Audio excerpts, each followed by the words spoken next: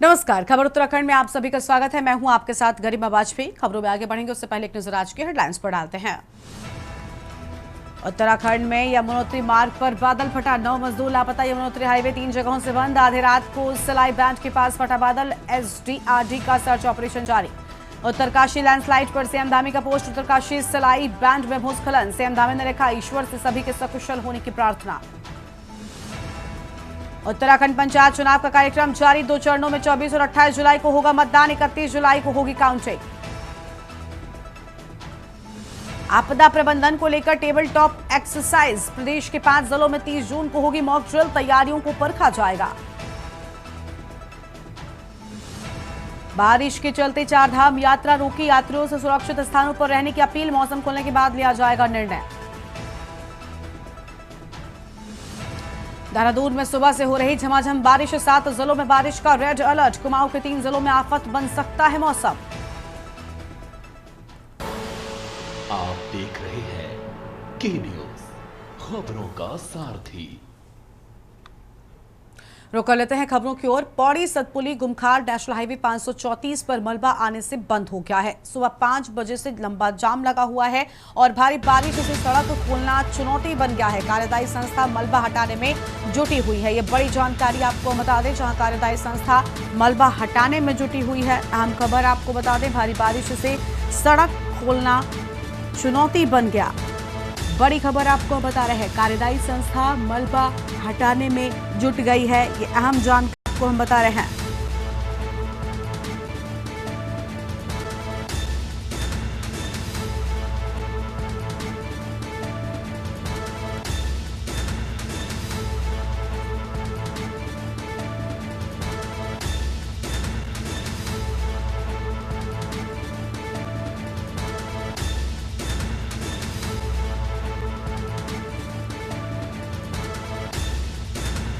Pauri Satpuli Gumkhal national highway से जुड़ी ये पूरी जानकारी आपको हम बता रहे हैं।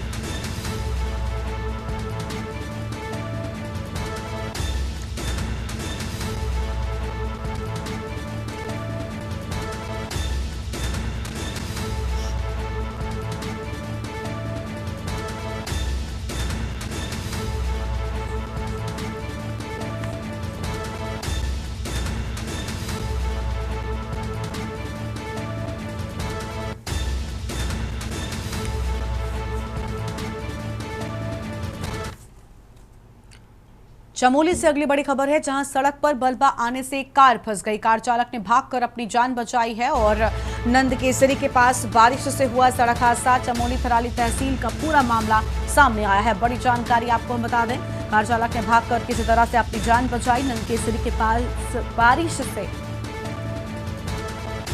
बड़ा हादसा हो गया। चमोली थराली तहसील का पूरा मामला, बड़ी जानकारी आपको हम बता रहे हैं।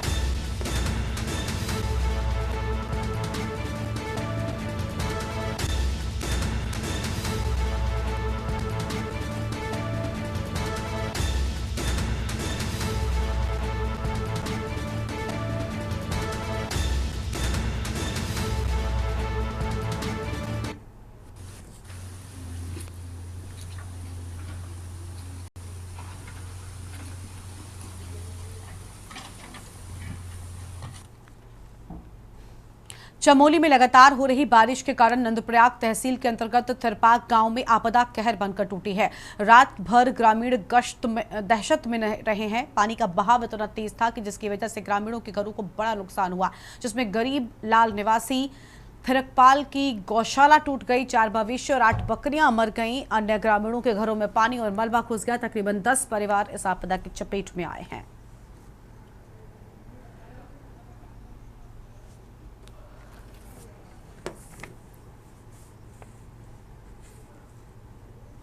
इस प्रकार से बनी हुई आप देख सकते हैं आपदा का मंजर लगातार इस रोड पर कहर बनकर टूटा हुआ है और लगातार हरिद्वार में कांवड़ मेले से पहले सियासी सरगर्मी तेज हो गई है। बीजेपी सांसद साक्षी महाराज ने साफ कहा है कि मेले में लगने वाली हर दुकान की पहचान होनी चाहिए। दुकान खुले नाम से चले और बोर्ड पर साफ लिखा होना चाहिए कि दुकान किसकी है। सिर्फ इतना ही नहीं, साक्षी महाराज ने मांसाहारी दुकानों को लेकर भी सरकार को चिताया है। उन्होंने कहा कि कांवड़ मार्ग पर किसी भी तरह की मांसाहारी दुकान नहीं लगनी चाहिए। यात्रा आस्था का विषय है और श्रद्धालुओं की भावना का सम्मान होना चाहिए। साक्षी महाराज ने प्रशासन को भी साफ संदेश दिया है कि मेले में हर स्तर पर पारदर्शिता जरूरी है और इस बार सरकार को विशेष सतर्कता बरतनी होगी।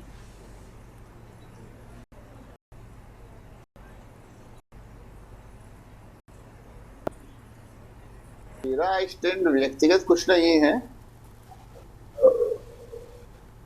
सनातन परंपरा, संतों का सम्मान करने वाली सरकार प्रदेश और केंद्र में और उत्तराखंड में है, तो हम लोग स्वागत करेंगे, सम्मान करेंगे, फूल बरसाएंगे, उनकी व्यवस्था करेंगे, चाय नाश्ते की व्यवस्था करेंगे, क्योंकि सनातन परंपरा विश्व की सबसे बड़ी परंपरा है और सारे विश्व का एक ही धर्म है जिसका नाम है सत्य सनातन वैदिक हिंदू धर्म। और जितने मजहब हैं, पंथ हैं, बड़ा कष्ट होता है जब लोग धर्मनिरपेक्षता की बात करते हैं। मेरी दृष्टि में धर्मनिरपेक्ष कुछ हो ही नहीं सकता। हाँ, पंथ निरपेक्ष। आगे बढ़ते हैं खबरों की ओर। देहरादून में एक्सेलेंस आइकॉनिक अवार्ड्स 2025 का भव्य आयोजन एक निजी होटल में किया गया। इस समारोह में उत्तराखंड के कैबिनेट मंत्री सुबोध उनियाल और बॉलीवुड अभिनेत्री ईशा देओल ने विभिन्न क्षेत्रों में उत्कृष्ट योगदान देने वाले व्यक्तित्वों को सम्मानित किया। इस कार्यक्रम में देश भर से आए उद्यमियों, सामाजिक कार्यकर्ताओं, डिजिटल इन्फ्लुएंसर्स और प्रतिष्ठित लोगों ने भाग लिया है।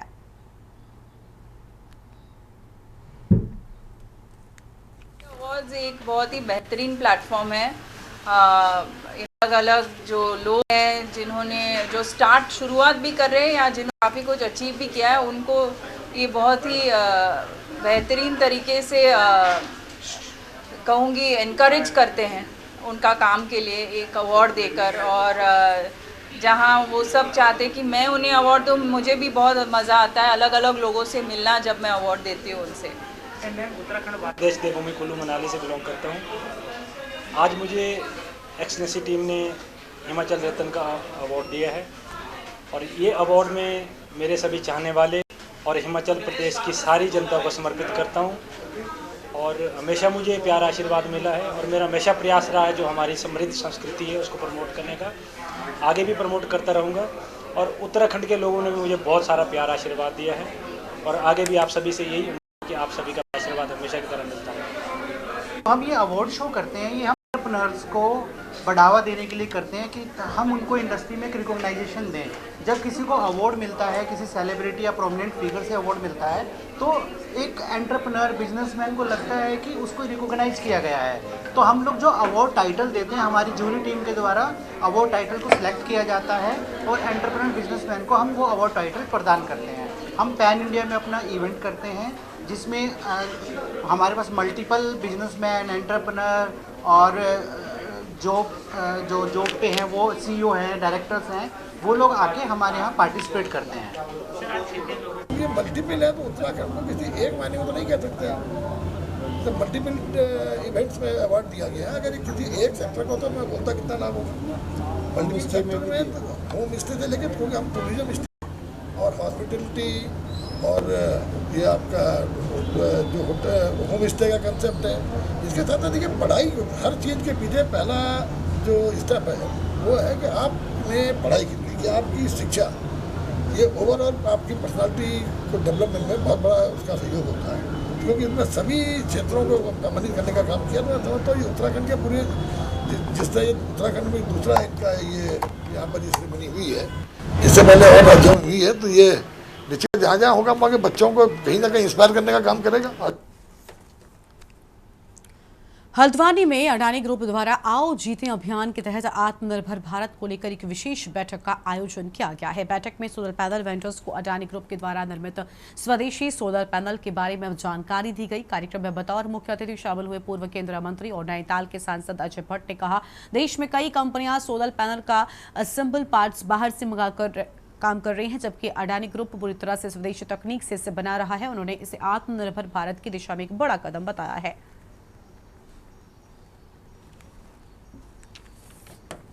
यहाँ पर आए हैं अडानी सोलर और अनमोल जी ने यहाँ पर पूरी जिम्मेदारी ली है।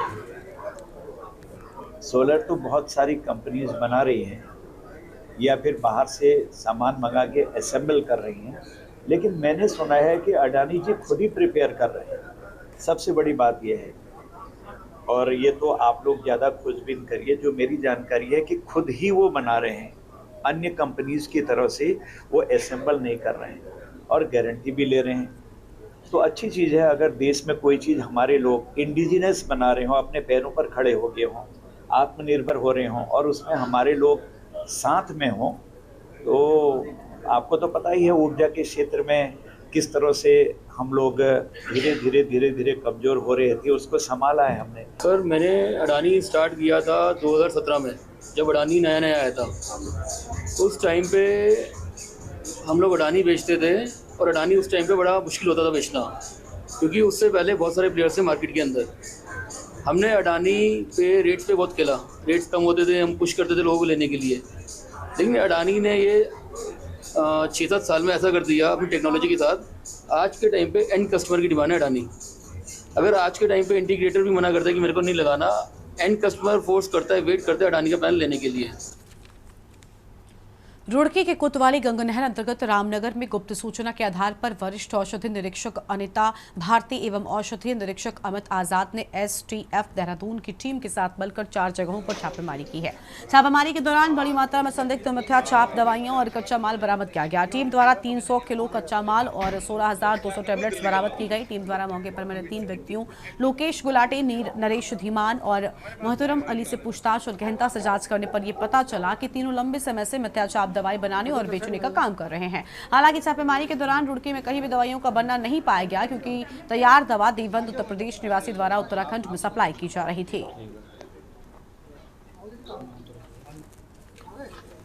एक सूचना मिली थी मुखबिर द्वारा कि कुछ लोगों द्वारा अच्छी कंपनियों की दवाएं जैसे जाइडस, ग्लेनमार्क, अन्य कई ऐसी कंपनियां जो रेपुटेटेड कंपनियां, उनकी कॉपीराइट करके नकली दवाएं बना करके जो है बेची जा रही हैं। ऐसे में एसटीएफ टीम और हम सब लोग यहां पे मौके पे आए। रामनगर चौक है यहाँ पे एक व्यक्ति है जो है नरेश कुमार, उमेश कुमार और मोहर्रम अली, ये 3 लोग हैं जो मिलकर ये सारे काम कर रहे हैं। फिलहाल अभी ये लोग अपना लाइसेंस नहीं दिखा पाए हैं और हमारे द्वारा जितने भी इनके पास से दवाएं मिली हैं उनके सैंपल मेरे द्वारा लिए गए हैं और वो जांच हेतु भेजे जाएंगे।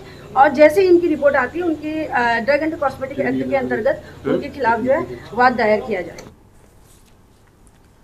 अगली खबर लक्सर से है, जहां पहाड़ी इलाकों और मैदानी क्षेत्रों में लगातार हो रही बारिश से नदियां उफान पर आ गई हैं। भारी फ्लड आने से लक्सर में हस्तमोली गांव के निकट सोलानी नदी का तटबंध रिंद से ग्रामीण और प्रशासन में हड़कंप मच गया है। एसडीएम सौरभ असवाल और तहसीलदार प्रताप चौहान राजस्व कर्मचारियों के साथ मौके पर पहुंचे।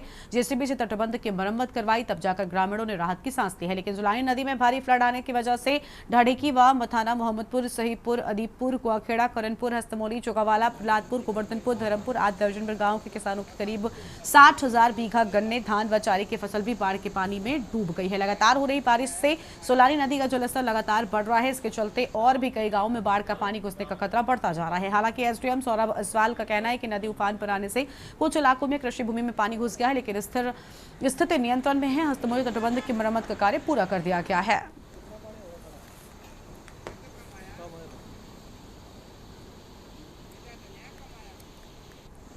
ये जैसा कि 29 और 30 को रेड अलर्ट जारी किया गया मौसम विभाग द्वारा, और पहाड़ों में भी लगातार बारिश हो रही है। सोलानी नदी का जल स्तर भी बढ़ा है और सिंचाई विभाग के द्वारा और हमारे राजस्व टीम के द्वारा लगातार जो सोलानी नदी पे तटबंध है उसको कहीं पे भी अगर लग रहा है कि यहाँ पर कुछ जो तटबंध है मरम्मत की ज़रूरत है या कुछ तत्काल कार्रवाई करने की ज़रूरत है तो वो किया जा रहा है।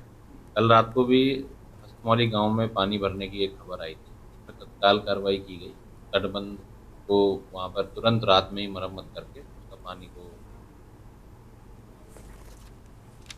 अगली खबर है रुड़की से, जहां पर आगामी 11 जुलाई से शुरू होने वाली कांवड़ यात्रा को लेकर जिला प्रशासन पूरी तरीके से अलर्ट मोड में नजर आ रहा है। और इसी क्रम में अगर बात करें जिलाधिकारी मयूर दीक्षित और वरिष्ठ पुलिस अधीक्षक प्रवीण डोभाल ने, तो उन्होंने कांवड़ पटरी क्षेत्र का निरीक्षण किया है और व्यवस्थाओं का जायजा लिया है। निरीक्षण के दौरान डीएम ने बताया कि अतिक्रमण और ट्रैफिक प्रबंधन को लेकर विशेष योजना बनाई गई है।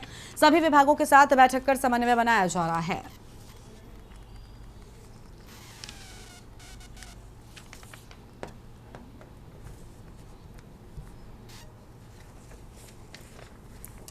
हमारी सभी कार्रवाई समय रहते चल रही हैं। आज उसका निरीक्षण किया जा रहा है और सभी आगंतुक कांवड़ियों का हमारा जो हम उसका स्वागत करते हैं, हमारी राज्य सरकार के द्वारा वृहद उसकी समीक्षा बैठकें सभी स्तरों पे की जा रही हैं। डिपार्टमेंट्स के द्वारा भी कार्य किया जा रहा है, उसका रिव्यू करेंगे अभी, और कुछ हमने आधा निरीक्षण कर लिया अभी, और आगे नारसन तक जाएंगे। बाकी अतिक्रमण को लेकर एक समस्या है, ट्रैफिक कंजेशन को लेकर 2 समस्या मुख्य हैं, उन दोनों पर हमने विस्तृत प्लान बना लिया और कार्रवाई कर रहे हैं। स्थलीय निरीक्षण किया गया है, जिसमें कांवड़ पटरी के साथ साथ जो हमारी महत्वपूर्ण पार्किंग स्थल हैं और भीड़ नियंत्रण के लिए जो महत्वपूर्ण घाट हैं उनका निरीक्षण किया गया। आज सुबह से ही हम लोग निकले हैं और जहाँ पर हमें अतिरिक्त फोर्स की आवश्यकता है या जहाँ पर हमें कांवड़ यात्रीगण को किसी प्रकार की असुविधा ना हो, उसको ध्यान में रखते हुए। और अगली खबर नैनीताल से है, जहां पर नगर पालिका नैनीताल के मॉल रोड स्थित पुस्तकालय के नीचे झील में शुभ बतखों की संख्या 2010 से 91 से घटकर अब केवल 21 रह गई है। अधिकांश बतखें बूढ़ी और बीमार हो चुकी है। स्थानीय फोटोग्राफर संजय कुमार ने कहा कि झील में बतखों का कतार में तैरना पर्यटकों के आकर्षण का मुख्य केंद्र हुआ करता था। नौकायान करते समय बोट के आसपास तैरती ये बतखें पर्यटकों को आनंदित करती थी। बतखों को बचाने और झील में उनकी संख्या बढ़ाने की मांग की जा रही है, ताकि नैनी झील की प्राकृतिक खूबसूरती बरकरार रह सके।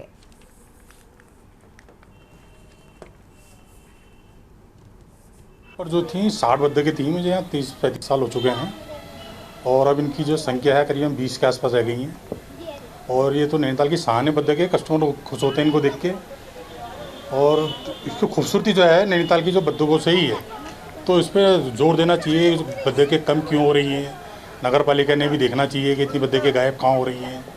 इनकी संख्या बढ़ानी चाहिए, क्योंकि ये काय भी खाती है, लेक भी साफ रखती है।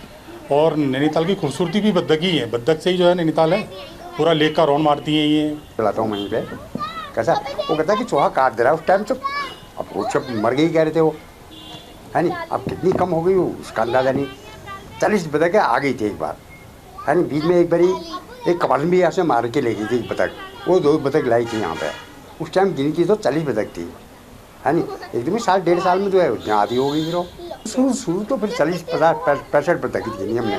नैनी झील में जो बतखों का संचालन नगर पालिका द्वारा किया जाता है, पूर्व में अभी 50 से 60 बतखें थीं और कुछ कारणों से बतखें कम हो गई, जैसा कि आप बता रहे हैं 20 से 25 के बीच में। इसको भी बढ़ोतरी करेंगे, क्योंकि बजट का प्राविधान अभी बोर्ड बैठक में पारित किया गया है। आज बजट की बैठक पारित हुई है, तो बट नेचुरल है कि इसका हमको भी हम सैंक्शन ले करके इसको बजट बतखों को भी बढ़ाने की कार्रवाई करेंगे।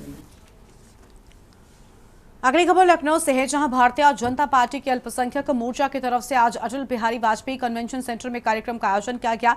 मोदी सरकार की 11 साल पूरे होने पर अल्पसंख्यकों का पैगाम, मोदी के साथ मुसलमान थीम पर कार्यक्रम हुआ। अल्पसंख्यक मोर्चा के प्रदेश अध्यक्ष कुंवर बासित अली ने सभी अतिथियों का स्वागत किया है।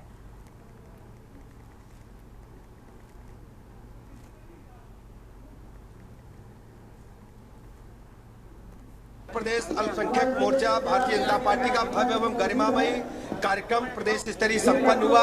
उसे मुख्य अतिथि के रूप में हम सबके नेता आदरणीय राष्ट्रीय महामंत्री तरुण चुग ने मुख्य अतिथि के रूप में प्रतिभाग किया है। उनका मार्गदर्शन हम सबको प्राप्त हुआ है। अल्पसंख्यक मोर्चा माननीय प्रधानमंत्री नरेंद्र मोदी जी के साथ कदम से कदम मिलाकर काम करेगा, ऐसा सर्वसम्मति से आह्वान हम सब ने पूरे प्रदेश के मुसलमानों से किया है।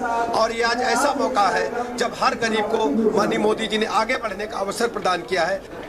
के नेतृत्व में बहुत अच्छा कार्यक्रम हुआ है, जिसमें उप मुख्यमंत्री जी भी शामिल हुए हैं, सरकार के मंत्री दानिश अली भी आए हैं, साथ में औलख साहब भी आए। बहुत अच्छा कार्यक्रम हुआ है और प्रदेश भर से अलग अलग जिलों से अल्पसंख्यक मोर्चे के प्रतिनिधि भी आए और बहुत भव्य 11 साल नरेंद्र मोदी जी की सरकार के गरीब कल्याण, सेवा और सुशासन के उसके ऊपर विचार गोष्ठी भी हुई। जिस तरह गरीबों के लिए प्रधानमंत्री जी ने काम किया है, 4 करोड़ गरीबों को घर मिले, 12 करोड़ गरीबों के घर पर रसोई गैस पहुंचा है, लगभग 12 करोड़ से ज्यादा गरीबों के घर पर शौचालय बना है, 15.5 करोड़ गरीबों को पीने का पानी नल से पहुंचा है। देखिए, लखनऊ की सरजमीन से आज उत्तर प्रदेश के अल्पसंख्यक समाज ने, मुस्लिम समाज ने, पासमानदा समाज ने एक बहुत बड़ा और ऐतिहासिक संदेश दिया है कि अब अल्पसंख्यक समाज अपने आप को वोट बैंक का इस्तेमाल नहीं होने देगा। मोदी जी के साथ ये मुल्क तरक्की की तरफ आगे बढ़ रहा है और उस तरक्की में हमारा मुस्लिम समाज भी बढ़ चढ़ के हिस्सा ले रहा है। आज इस कार्यक्रम के माध्यम से पैगाम दिया गया है कि जो हमारा मुस्लिम समाज है वो पूरी तरीके से प्रधानमंत्री मोदी जी के साथ खड़ा है।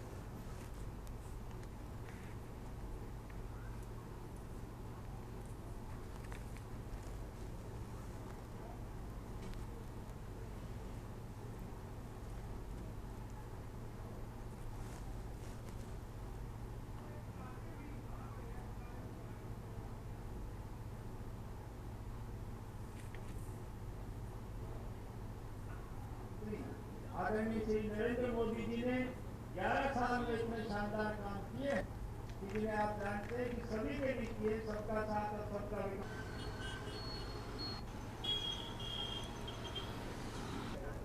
मुमताज भाई, तरनवीर जी, सब लोगों को व्यवस्थित करके बैठवा दीजिए। हालांकि जब आ जाएंगे खुद ही बैठ जाएंगे, जगह लेके लोग सबका मिलेगा और सब लोग निश्चित रूप से अल्पसंख्यक मोर्चे के लिए, हमारे मुसलमानों के लिए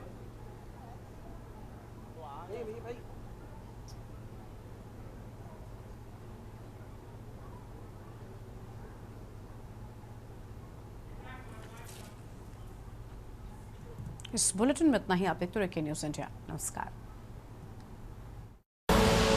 आप देख रहे हैं के न्यूज़ खबरों